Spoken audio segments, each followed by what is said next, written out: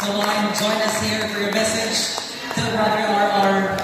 And of course, Mother Grace, welcome to the province of Samar. Thank you very much, and congratulations to Father RR. Si Father RR ay nag-abot ko sa formation. Isang taon na aming pagitan sa formation. Si Father RR, isa sa, I could say, dinala ng mga sa kanyang kabatchmate, no?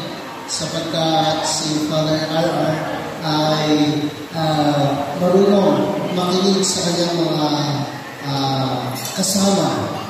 And we know, being religious, we always live in a community, and at isa sa rin sa bahagi at requirement nito ay marunong ka makinig sa iyong mga kasama.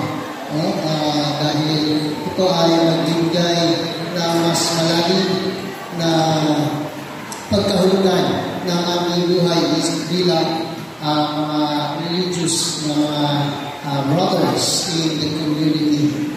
And as very generous person, at lahat ng bagay, lahat ng bahagi ng kanyang buhay ay nababahagi.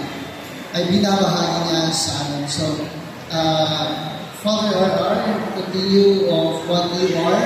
Hindi ko pa yung sabihin, huwag kang magbago. Kailangan mayroong pagbabago in a very positive way. Mayroong transformation sa buhay mo. You shared a lot about yourself, especially your journey as a seminarian dito sa inyong diocese until you become a religious. So, maraming salamat sa iyong pagbabahagi ng iyong pamilya para sa atin sa Carmelites at ang iyong pamilya bilang Carmelites sa iyong mga kababayan. Continue to pray for Father RR for the vocation to be religious and to be priesthood. No? Kayo man ay mayroong inclination doon sa pagiging religious o pagiging diocesan na pari. So continue to pray for all your priests and religious. Maraming salamat. Thank you so much, Father Grace. Moving on to